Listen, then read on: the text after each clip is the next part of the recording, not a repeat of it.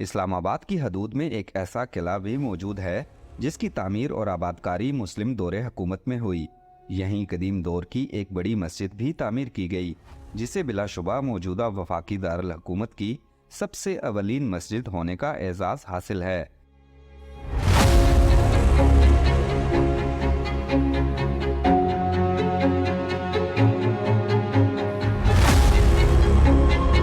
दरिया सवां के किनारे कक्खड़ दौरे हुकूमत में तामीर किया जाने वाला ये किला फरवाला के नाम से जाना जाता है, जबकि दरिया के दूसरे किनारे पर मौजूद तारीखी मस्जिद माई कमरू के नाम से मंसूब है। यहाँ से मशरकी सिमत में कहूटा का इलाका है, जबकि शुमाली जानिब नीलोर और मगरबी जानिब इस्लामाबाद की शहरी आबादी है। कहते हैं कि ये मस्जिद गक्खड़ हुक्मरान हमद खान अलबारूफ हाथी खान ने अपनी जोजा माई कमरू की याद में तामीर करवाई थी, जबकि एक दूसरी रिवायत के मुताबिक मस्जिद की तामीर माई कमरू ने खुद करवाई।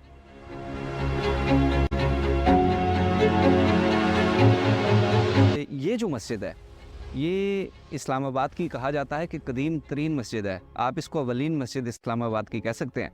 देखा है ना, अवलीन मस्जिद। मुझे भी पहले इसका नहीं पता था, लेकिन जब मुझे इसका पता चला, थोड़ा सा मैंने इसके बारे में पढ़ा और फिर जो माहिरीन है उनसे रब्ता किया, तो यही शवाहिद मिलते हैं कि ये मौजूदा जो इस्लामाबाद है, ज़ाहिर बात है पाकिस्तान बनने से पहले तो इस्लामाबाद नहीं था। पाकिस्तान बनने के भी तकरीबन 1.5-2 अशरे के बाद इस्लामाबाद दारुल हुकूमत बना।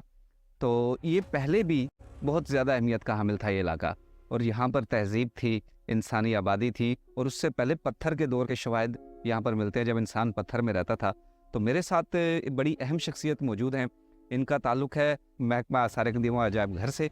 डिप्टी डायरेक्टर हैं डॉक्टर अब्दुल गफूर साहब। डॉक्टर साहब, बहुत शुक्रिया, आपने हमें इस जगह पर आके ज्वाइन किया। मैं तो दंग हूँ, हैरान हूँ कि हम इस्लामाबाद के लोगों को नहीं पता कि यार यहाँ पर क्या कुछ है। ये मस्जिद देख लें, मकबरा देख लें, सामने जो फोर्ट है, इतना बड़ा फोर्ट इस्लामाबाद में मौजूद है, इस्लामाबाद वालों को नहीं पता। मस्जिद से शुरू करते हैं। ये मस्जिद जो है ये माई कमरो मस्जिद कहलाती है। ये कितनी कदीम है और इसका नाम ये क्यों है? इस वक्त जो हम खड़े हैं मस्जिद, ये भी इस्लामाबाद की सबसे कदीम मस्जिद है, जो कि 15वीं सदी के करीब बनाई गई थी। और कहा जाता है कि गक्खड़, जिस कैपिटल में आज हम बैठे हुए हैं, ये कभी गक्खड़ों कैपिटल भी होता था, और हाथी गक्खड़ ने ये मस्जिद अपनी बीवी माई कमरों के लिए बनवाई थी, क्योंकि उनको उनसे बड़ा लगाव था, एफिलिएशन थी, उनकी मोहब्बत थी उनके साथ। तो उनकी याद में उन्होंने ये तामीर करवाई थी, और ये सबसे बड़ी मस्जिद ये 15वीं सदी की यहाँ बनाई गई है, और मकामी पत्थर इसमें इस्तेमाल किया गया है। कौन सा पत्थर है और इसका तर्ज तामीर के बारे में हमें बताएं। आजकल तो हम सीमेंट इस्तेमाल करते हैं, पुराने ज़माने में तो चूना हमने देख रखा है कि इस्तेमाल होता था। इसके आर्किटेक्चर में क्या है, क्या क्या इस्तेमाल हुआ है? इसकी सबसे बड़ी खूबी ये है कि ये मकामी पत्थर इस्तेमाल किया गया है, जिसे हम सैंडस्टोन भी कहते हैं, और इसको जोड़ने के लिए लाइम इस्तेमाल किया गया, जो कि ट्रेडिशनली मोगलों के साथ चलता रहा है, और आज तक पुरानी जितनी इमारत है उनमें आपको लाइम और ये मड का मिक्सचर मिलेगा, वो इस्तेमाल किया गया है। और इसके अंदर जिसके गुंबद हैं वो छोटे साइज़ में है, वो बैठे हुए मिलते हैं शेप में, और ये 15वीं सदी का डिज़ाइन था, उस वक्त बनाया गया था। 15वीं सदी में जो तर्ज तामीर चल रहा था, बिल्कुल सेम ये उसको ये सेम उसी की अक्कासी करता है। बिल्कुल उसी की अक्कासी करता है। और इस वक्त 3 में से 2 गुंबद तो बिल्कुल इंटैक्ट हैं, इसके मौजूद हैं, और इसकी जो आर्चेज़ हैं ये भी उसी दौर की नुमाइंदगी करती हैं, और ये उस वक्त इससे बनाई जाती थी। बाद में इसके अंदर ब्रिक्स का ज़्यादा इस्तेमाल हुआ है। इसमें आप देखेंगे ब्रिक्स बहुत कम इस्तेमाल हुए हैं, ज़्यादातर पत्थर इस्तेमाल किया गया है।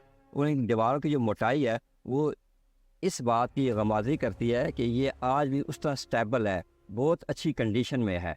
और इंशाल्लाह डिपार्टमेंट आर्कियोलॉजी की पूरी कोशिश है इसको वापस रिस्टोर किया जाए उसी हालत में जैसे ही। तो आपका चल रहा है यहाँ पर। बिल्कुल। अच्छा डॉक्टर साहब, अगर हम 500-600 साल पहले की जब बात करते हैं तो उस लिहाज से तो ये बहुत बड़ी मस्जिद है। इसका रकबा जो है ये शायद 2 कनाल के लगभग है, तो इसका मतलब है यहाँ पर बड़ी आबादी थी जिसकी वजह से इतनी बड़ी मस्जिद की ज़रूरत पड़ी। यकीनन ये एक्चुअली एक गक्खड़ डायनेस्टी का कैपिटल एरिया था, जिसके अंदर ये जामा मस्जिद के तौर पर इस्तेमाल होती थी। इसके गिर्द भी खंडरात भी थे, और उस वक्त शहर भी आबाद होगा। लेकिन 18वीं सदी में आके जब सिखों ने यहाँ बार बार अटैक किए तो उनको डैमेज किया और यहाँ से शिफ्ट कर महाराजा रंजीत सिंह के दौर में। उसी में इस मस्जिद को भी, इसके अंदर जो साथ हमारे मकरम खान का मकबरा है उसको और कब्रों को भी डैमेज किया। और आप किले को जब देखेंगे तो आपको अंदाज़ा होगा उसकी दीवारें अभी भी उस तरह ही डैमेज है जिस तरह ठीक छोड़कर गए थे। तो सिखों ने एक्चुअली बहुत ज़्यादा डैमेज किया है इसको। इसकी दीवारें तो खैर इंटैक्ट हैं इंटर मेन चैम्बर हॉल की, लेकिन फ्लोर इसका डैमेज है। मे भी उनको शायद यहाँ कोई दबा ना हो, मुसलमान ने दबाया ना, तो इसको डैमेज किया है। अंदर चले, अंदर से अपनी फिर दिखाएं हमें। डॉक्टर साहब ये इसका मेन जो गुंबद है वो ये था इस सामने, मेन सेंट्रल गुंबद इसका बिल्कुल पैंटन ये था, और इसके ऊपर ये हाँ ये सारे का सारा। तो ये तो बड़ी नादिर जो है जी, हमारे पास एक तारीखी विरसा है ये तो डॉक्टर साहब। इस्लामाबाद के अंदर इतनी अच्छी कंडीशन में, अगरचे डैमेजेस बहुत ज़्यादा है इसके अंदर, स्पेशली ज़मीन की सॉफ्टनेस की वजह से ना, स्ट्रक्चर एक इसके नाफ्स में डैमेज हुए हैं, क्रैक्स भी हैं दीवार के अंदर, लेकिन मेन स्ट्रक्चर अभी भी अच्छी कंडीशन में इंटैक्ट है। और डिपार्टमेंट आर्कियोलॉजी की पूरी कोशिश है इसको उसी आपने रिस्टोर करेंगे आप। इसका ये आप मेन हॉल देख रहे हैं, इसके अंदर 3 पार्ट बने हुए हैं, और ये महराब है जहाँ इमाम साहब बैठ के नमाज़ पढ़ाते होंगे। और इसकी आप प्लास्टर देखें, लाइम का इंटैक्ट है इस तरह ही, और दीवारें उनके अंदर मोटर बिल्कुल फिनिशिंग बड़ी अच्छी दी हुई है। बिल्कुल उस दौर में भी ये देखें, अगर जो उसके अभी तक इंटैक्ट है चीज़ें। बिल्कुल।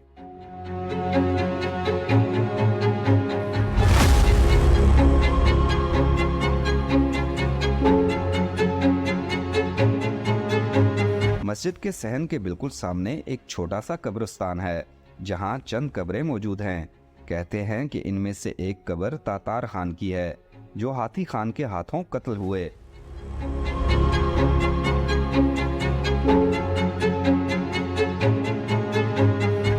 यहाँ से शुमाली जानिब तकरीबन 300 गज के फासले पर आखिरी गखड़ हुक्मरान सुल्तान मुकर्रब खान और उनके 2 बेटों का मकबरा है, जिसके इतराफ में चंद दीगर कब्रें भी मौजूद हैं।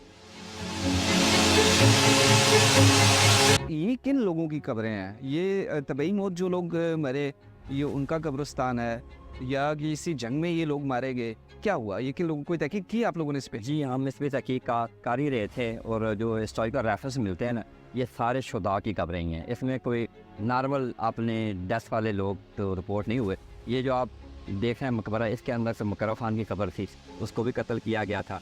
उसके पहले यहाँ जो सैन के अंदर कब्रें मिलती हैं, वो बाबर के साथ लड़ने वाले गखों की कब्रें हैं जो उस लड़ाई में शहीद हुए थे, उनको भी यहाँ दफन किया गया। कैसे पता चला कि उनके साथ ये लोग मारे गए? कोई इनकी आपने कब्र कुशाई की? जी हमने इनकी 2-3 कब्रें खोली भी हैं, उनमें जो बॉडी पार्ट्स हैं बरियल वो नॉर्मल नहीं है और बाद में कंप्लीट भी नहीं है। और ये स्टॉक रेफरेंस मौजूद है ब्रिटिश पीरियड के अंदर भी, ये जो कखों पे जो बाबर से लड़ाई में शहीद हुए थे, उनको यहाँ बाग जुगियांग तक दफन किया गया था। तो बाग जुगियांग के अंदर यही जगह वाहिद है जो इंक्लोजर के अंदर है, चारदीवारी के अंदर है, जो ये रिप्रेजेंट भी करती है कि इसके अंदर दफन है लोग। आम नहीं थे, आम लोग इससे बाहर दफन होंगे, जो गखर फैमिली और भी होंगी, लेकिन रॉयल फैमिली थी वो इस चारदीवारी के अंदर दफन है। ये हम कह सकते हैं कि रॉयल का शाही कब्रिस्तान है। ये गखरों का शाही कब्रिस्तान है। जो बड़े बड़े उनके लोग मारे गए वो यहाँ पर उनकी तदफीन हुई।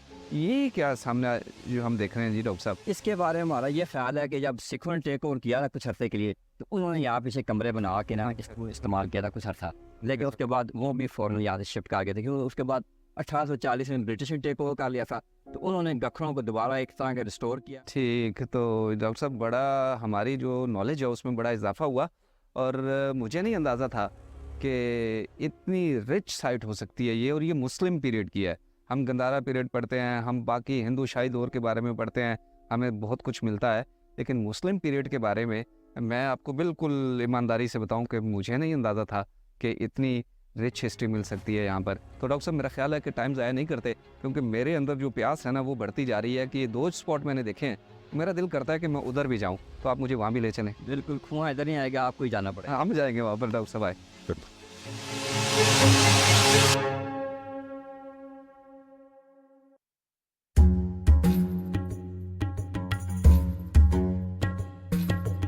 माई कमरू मस्जिद और मकबरा मुकर्रब खान अगरचे किला फरवाला के बिल्कुल सामने वाक़े हैं, लेकिन इनके दरमियान दरिया सवां हाइल है। यहाँ से किला फरवाला जाने के लिए इसी छोटे दरिया को पैदल अबूर करना पड़ता है।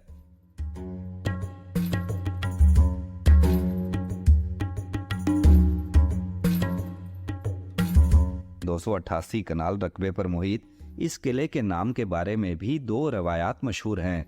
एक के मुताबिक ये परिंदे के पर से मंसूब होने की वजह से पर वाला कहलाता है, जबकि दूसरी रिवायत के मुताबिक चूंकि दरिया सवां माई कमरू मस्जिद और सुल्तान मुकर्रब खान के मकबरे को किला फरवाला से जुदा कर देता है, लिहाजा इसी तकसीम की वजह से इसे फरवाला कहते हैं। ये ना किला फरवाला का लश्करी गेट है, और जैसा कि इसके नाम से ही पता चल जाता है, यहाँ से जो सिपाह थी ना, गखड़ों की जो लश्कर थे, उनकी एंट्री और एग्ज़िट होती थी। गेट्स तो बहुत सारे थे, क्योंकि इमरजेंसी के लिए तो बहुत रस्ते बनाए जाते हैं।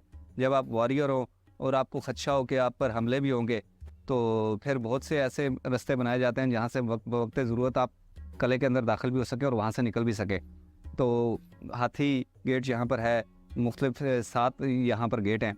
ये है लश्करी गेट, और इसकी जो मुझे एक वजह समझ आ रही है ना, इधर से पानी भी करीब है, और किले की ज़रूरत के लिए पानी भी चाहिए होता था। तो जब आपको बल्क में पानी चाहिए तो वो लश्कर के ज़रिए भी आ सकता है, और वैसे भी अगर नॉर्मल या अब नॉर्मल अगर मूवमेंट होती है लश्कर की, तो वो भी यहाँ से बड़ी आसानी से हो सकती है।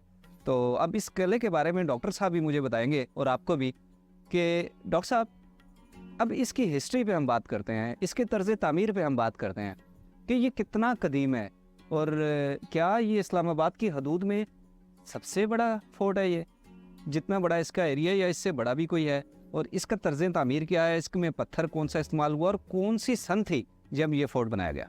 देखें, इस्लामाबाद में दरिया सवां के किनारे पे बनने वाला ये सबसे बड़ा फोर्ट है और सबसे कदीम भी है। वैसे तो इसकी तारीख ये है कि 11वीं सदी में जब गखरों ने यहाँ आबाद की तो उन्होंने बना लिया था, और यहाँ हिंदू शाही रमेश से नीचे इसके। और जब बाबर ने यहाँ हमला किया 16वीं सेंचुरी में, तो उस वक्त जिन गेटों का उसने जिक्र किया वो आज भी उस तरह ही बाकी हैं, जिसमें ज़ियारत गेट है, हाथी गेट है, लश्करी गेट है। इसका मतलब है ये बाबर के आने से भी बहुत पहले बना हुआ था गेट। और अगर आप इसका मुआदना करें रुसास किले के साथ का, तो ये उसकी एक मिनी शेप में छोटा किला है, और इसकी डेकोरेशन स्टाइल है वो वही है जो रुसास का है। क्योंकि गखरों के और शेरशाह सूरी के दरमियान जो आपस में जंग थी ना, वो हमेशा तारीखी रही है और हमेशा लड़ते रहे। उन्होंने गखरों ने उनको यहाँ शिकस्त दी थी और उनके खिलाफ रेजिस्टेंस की थी। इसी वजह से मोगलों ने हमेशा गखरों को यहाँ अपना नायब रखा है। तो ये जो फोर्ट है, ये हम कह सकते हैं कि 15वीं सेंचुरी से भी पहले का यहाँ बना हुआ था। इसके मौजूदा जो आर्किटेक्चर आप देखेंगे, जिस जहाँ बैठे हुए लश्करी गेट, तो ये सबसे बड़ा गेट है यहाँ का। और इसका स्टाइल, जो मटेरियल है वो लोकल सारा इस्तेमाल हुआ है, सैंडस्टोन है, ये लाइम के बना हुआ। और इसकी जो डेकोरेशन है वो कंपेयर आप इजीली कर सकते हैं शेरशाह सूरी के रोहतास किले के साथ। तो इसके इम्पोर्टेंस एक और ये है कि यहाँ पहले 3 मुगल एम्परर भी आए थे। बाबर ने तो डायरेक्टली हमला भी किया था, यहाँ आया था, वो यहाँ रहा, उसने गखरों से सुलह करके फिर उन्हीं को रिस्टोर किया। फिर जब हुमायूं ने यहाँ एंट्री दी है, उसके साथ अकबर भी आया था, उसका बच्चा था, और इसी किले के अंदर कमरान की आंखें निकाली गई थी, जो हुमायूं का भाई था। हुमायूं का भाई था, और वो हुमायूं के जो अपोनेंट थे उनके साथ मिल गया था, हाँ। तो जब पकड़ा गया तो गखरों ने उसकी ज़िंदगी के लिए रिक्वेस्ट की थी। काबुल से पकड़ा गया? कहाँ से? नहीं, यहाँ पकड़ा गया था। वो कश्मीर पनाह ली थी, बाद में उन्हें गखरों के पास आ गया था। तो गखरों ने उसको ये सपोर्ट की थी कि हुमायूं से रिक्वेस्ट की थी, इसको जान से ना मारें आप। तो हुमायूं ने उनसे वादा किया कि जान से नहीं मारूंगा, लेकिन फिर बाद में उसे ये किया कि उसकी आंखें निकालने का ऑर्डर दे दिया था कि मैं जा रहा हूँ तो इसको मारना नहीं, मेरे पीछे इसकी आंखें निकाल दें इसकी। तो मतलब है गखरों की बात भी मान ली, उसको कत्ल नहीं किया, और अपना कत्ल कर देना, अपना उसने कथारसिस भी कर लिया, उसने निकाल दिया। कमरान की इसी किले में निकाली गई। तो बड़ी तारीखी ये जगह, किला बहुत ही इंपॉर्टेंट है। इतना ये इम्पोर्टेंट है, तो हमें अब ये भी बताया ना कि इसकी रिस्टोरेशन के लिए आप क्या कर रहे हैं, इसको आने वाली नस्लों के लिए आप कब महफूज बना रहे हैं? बात यह है कि हमें भी कुछ देर हो गई यहाँ आने में, और एक किला बहुत ही बड़ा है। इसकी जो फोर्टिफिकेशन वाल है तकरीबन 2 किलोमीटर के करीब है। उसकी हमने वाइल्ड ग्रोथ रिमूव कराई है, तो ये अंदाज़ा करने के लिए कितनी डैमेजेस हैं दीवारों को, तो तकरीबन 30% तो डैमेज हैं इसकी दीवारें। लेकिन ये कंजर्वेशन वाला काम जो है वो टाइम टेकेंगे, और इसमें फंड इन्वॉल्व भी होंगे।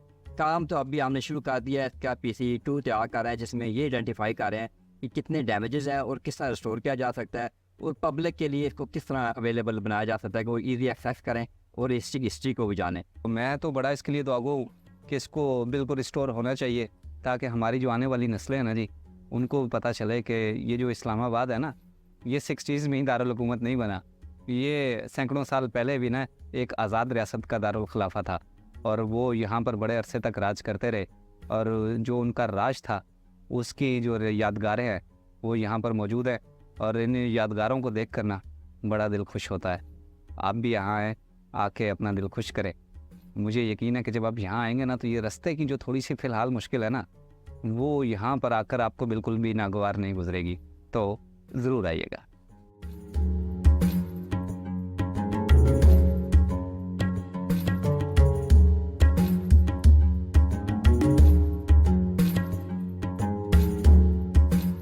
किला फरवाला के 3 अतराफ में पहाड़, जबकि एक तरफ दरियाए सवां है। झेलम से अटक तक गखड़ राज के दौरान यहाँ एक खातून माई मंगू भी हुक्मरान रहीं। यहाँ उनका एक पैलेस भी था। अब इस महल का तो नामो निशान नहीं मिलता, लेकिन उसकी एक बोसीदा दीवार अब भी मौजूद है, जिसके अकब में बरगद का एक बूढ़ा दरख्त भी है, जिसे देखकर ही अंदाजा हो जाता है कि शायद ये बूढ़ा शजर इस किले की तामीर से भी पहले यहाँ मौजूद था।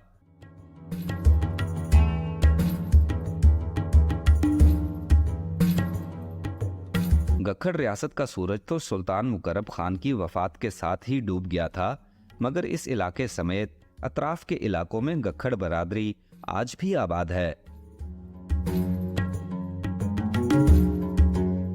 जो महकमा आसार कदीमा और अजायब घर है ना, उसने अभी इसके जो बैरूनी इतराफ है ना, उसको क्लियर किया है, ताकि पता तो चले कि फोर्ट का एरिया कितना है। तो वो जितनी बाउंड्री वाल थी वो तो उन्होंने क्लियर कर ली, और उसके साथ जो एरिया था उसको उन्होंने सफाई कर ली। ये जो अंदर का काम है ना, ये दूसरे फेज़ के लिए रखा गया है, क्योंकि अभी हमने आपको मस्जिद भी दिखाई थी और साथ आपको मकबरा भी दिखाया था, तो वो तो क्लियर कर रहा है, और वहाँ पर रेनोवेशन का काम जो है, प्रिजर्वेशन का जो काम है वो जारी है।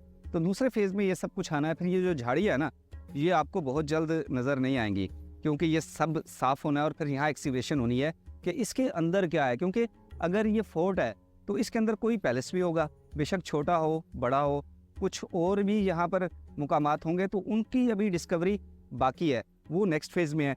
लेकिन मैं ना अभी आपको एक और चीज़ बड़ी दिलचस्प बताने वाला हूँ कि जब हम ऐसी हिस्टोरिकल चीज़ें देखते हैं ना, तो हमें सिर्फ दीवारों से बातें करनी पड़ती हैं, हमें पुरानी इमारतों से बातें करनी पड़ती हैं, हमें जो आसार होते हैं ना उनको फील करना पड़ता है, और उन्हीं की जो है ना तहकीक करके हमें पता करना पड़ता है कि यार ये कौन लोग थे जिन्होंने ये बना दिया, सारा कुछ कर दिया। लेकिन इस फोर्ट की अहमियत इसलिए है कि इसके वारिस जिंदा हैं, अभी तक मौजूद हैं। जो आखिरी यहाँ के रूलर थे, जो कि इस पूरे एरिया में जिन्होंने राज किया, सुल्तान मुकर्रब खान, उनकी 6ठी और 7वीं नस्ल दोनों मेरे साथ मौजूद हैं। और बाकी जो इस बारे में मालूमात है ना, वो मेरे बजाय अगर वो खुद ही आपको दे तो ज़्यादा बेहतर होगा ना। तो मेरे साथ है कैप्टन रिटायर्ड फैज़ अख्तर कियानी साहब और उनकी साहबजादी मीरब कियानी साहिबा। आप सुल्तान मुकर्रब खान की 6ठी नस्ल से हैं, 7वीं नस्ल माशाल्लाह मेरे साथ मेरे सामने खड़ी हुई है। तो ये तो वाकई गुड लक है कि इस जो इतने कदीम आसार हैं मुस्लिम हिस्ट्री के, उसके वारिस जीते जागते यहाँ पर मौजूद हैं, और वो अपने इस एरिया को ओन भी करते हैं और यहाँ पर आते भी हैं। तो ये तो बड़ा अच्छापन है।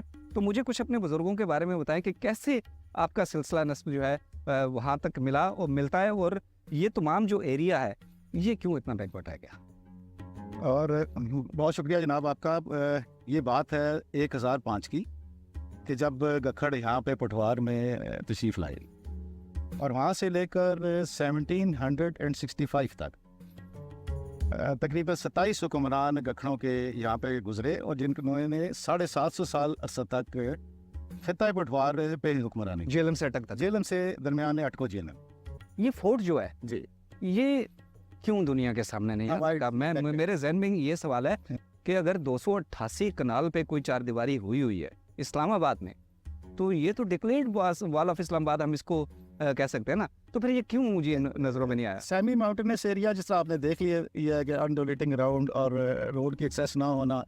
पहले यहाँ पे रास्ता कोटा की साइड से था, आज जिस आप रास्ते से आए ये बहुत नया रास्ता है जो बाद में बनाया गया। तो इस लिहाज से जो लोकल्स भी थे यहाँ पे रहने वाले, most of them they shifted to the other places, वो मुख्तलिफ और जगह पे। बेसिकली मेनली इसमें यही था कि जब ये एक बार ये किला उजड़ा कहीं जाके दोबारा 1810 में, तो उसके बाद फिर दोबारा यहाँ पे मकीन जो है वो कम रह गए, और इसी लिहाज से यहाँ पे फैसिलिटीज़ मौजूद नहीं थी, इलेक्ट्रिसिटी नहीं थी, रोड एक्सेस नहीं थी, वाटर नहीं था, जिसकी बिना पे आबादी यहाँ पे कम हो गई।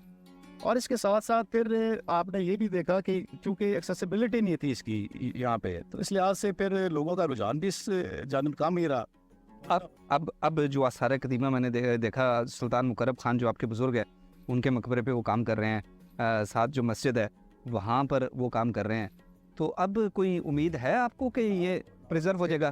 मार्क डिफरेंस, बहुत बड़ा डिफरेंस है, और मैं भरपूर तारीफ करूँगा महकमा आसार कदीमा की, जिन्होंने टेक ऑन किया इस सब्जेक्ट को, इस किले को। कुछ लोगों को बड़ा ये अजीब साउंड होता था कि गक्कड़ से कि जी हम 750 साल से इस खत्ते में हुक्मरान है, तो नाम तो ऐसा कहाँ पर थे कहाँ पता नहीं पर था। हाँ, तो इस लिहाज से ये था कि शहनशाह जो होता था, जो बड़ा बादशाह होता था, वो तो दिल्ली से हुकूमत करता था।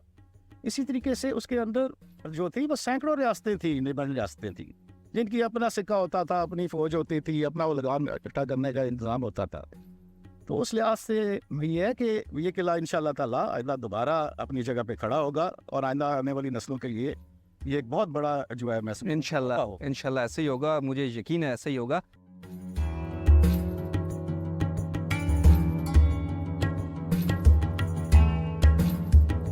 अजमत रफ्ता की ये शानदार याद तवील अरसे तक नजरों से ओझल रही, जिसकी बज़ाहिर वजह यहाँ तक मुश्किल रसाई है।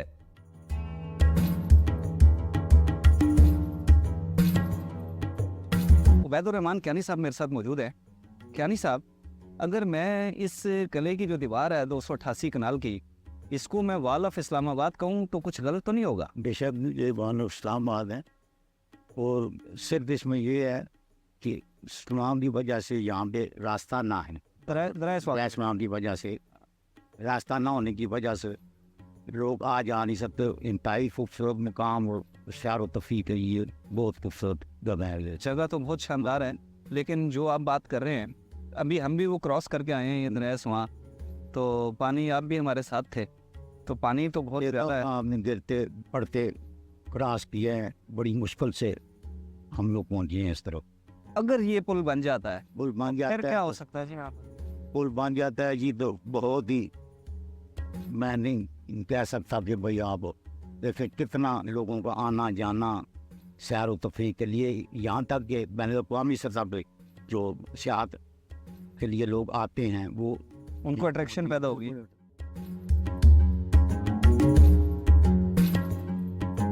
अगरचे किला परवाला से मुंसलिक मस्जिद माई कमरू और मकबरा सुल्तान मुकर्रब खान की बहाली का काम जारी है, लेकिन किला परवाला की बहाली का अमली काम अब तक शुरू नहीं हो सका।